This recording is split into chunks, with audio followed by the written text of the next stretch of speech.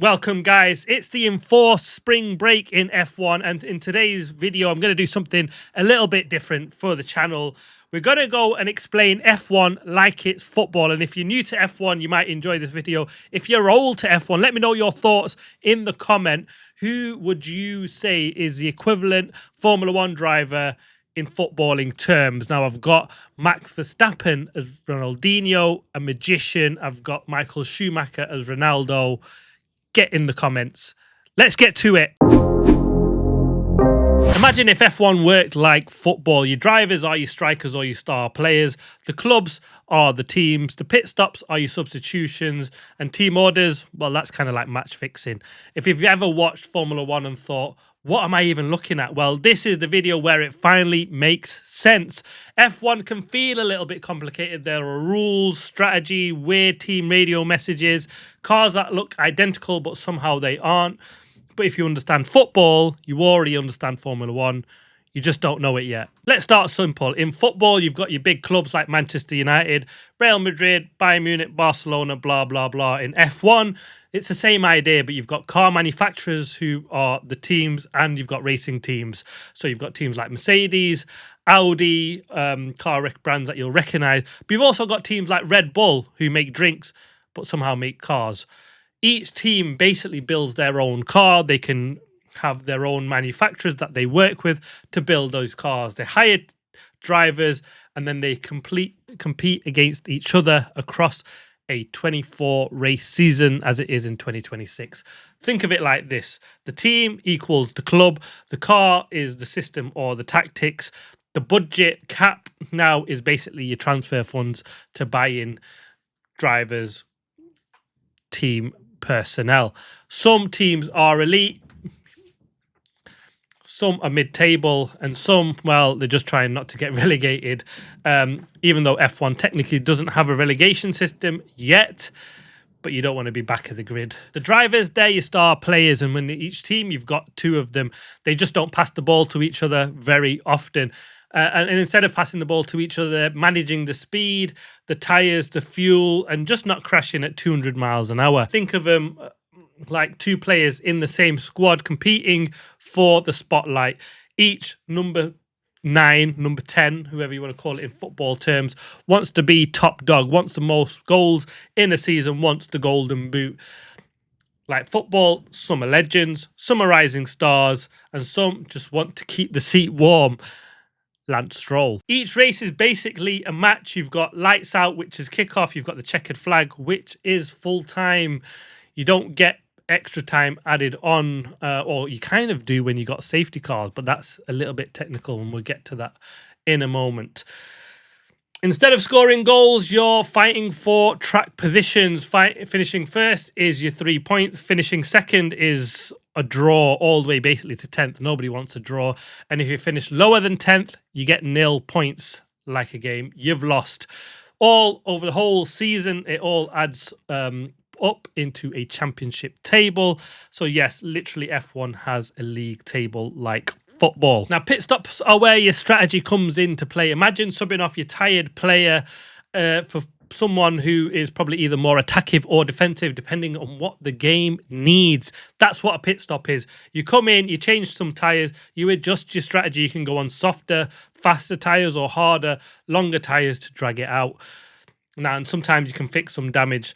A good pit stop can win you a race. A bad pit stop, well, you look like a bit of a loser in front of everyone. And it's kind of like going defensive too early to hang on for a draw or the win and, well, losing at the very last minute. A good pit stop and a good substitution, getting on that player, scores you the winner. Well, you come out on top. You come out looking like $1,000,000. Team orders. Now, here's where it gets a little bit spicy. Sometimes you get teams telling one driver to let the other one pass. Yeah, imagine your football manager telling you, don't you score, let your teammates score the goal instead. I guess that happens sometimes in penalty situations where you say, we want this guy to take the penalty over another. That's F1. It's controversial. It's strategic. Fans argue about it constantly. In football, tactics decide games. You've got high press, counter-attack, possession play. In F1, strategy is everything: when to pit, what tyres to use, how aggressively to push. Two cars of the same team can finish absolutely miles apart when it comes to strategy. It's like telling one driver to park the bus and one side of the team to go all out attack. We do get these differences all within the same team, and that's where it can be a little bit tricky to understand Formula One. Transfers, this is where it can get chaotic. In football, they are chaotic. We get football players moving to rival teams. In F1, it's kind of the same. We get drivers switching teams. You get team personnel switching teams. Contracts get leaked. Rumors go wild. It happens. Just like football, you've got big moves and they change everything. Sometimes the transfer flops.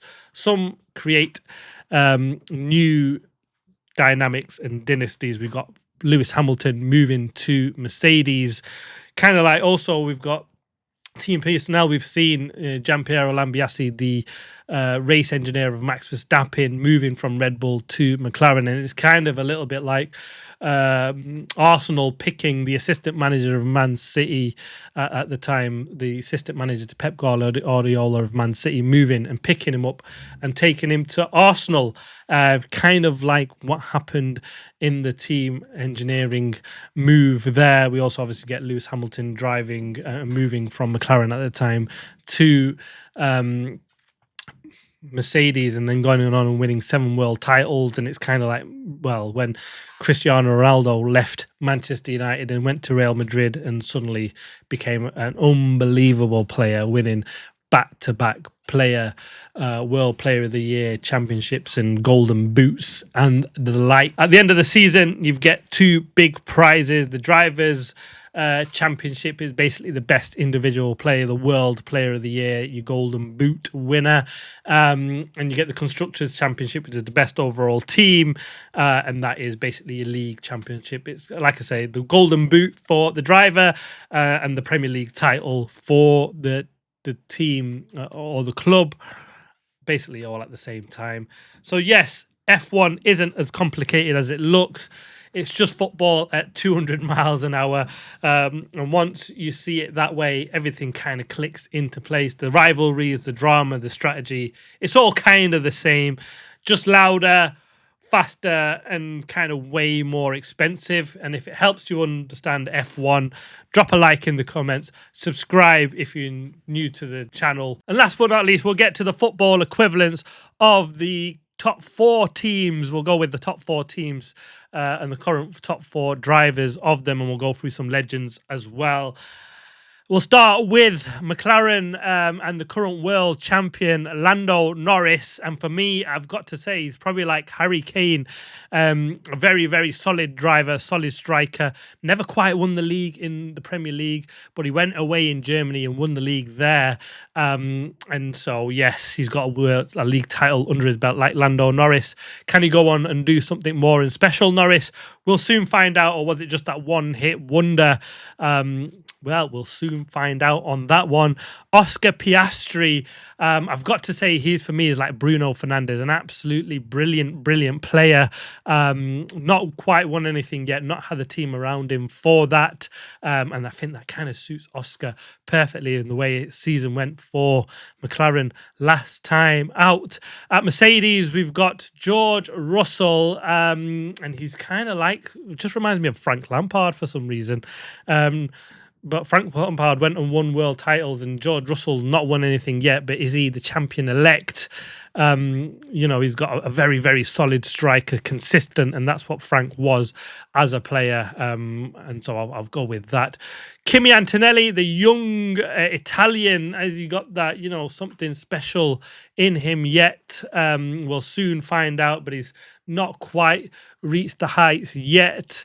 But he's got some star quality in him. He's shown it so far this season, the young pick. But we've got to see what he can come in to become. And yeah, he's got to be like a young, dynamic footballer, hasn't he? Like Semenyo. Leave that one there. Man City, Antoine Semenyo and Kimi Antonelli. For Red Bull, we've got Max Verstappen.